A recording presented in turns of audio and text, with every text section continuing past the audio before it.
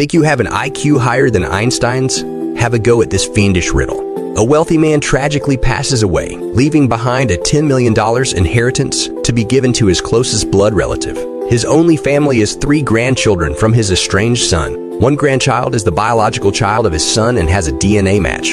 Another is his son's stepchild that he adopted. The third grandchild is his son's close friend, whom he considers a third grandchild, but has no actual relation. After extensive genealogical research, the $10 million eventually went to his son's pet parrot. How could this happen?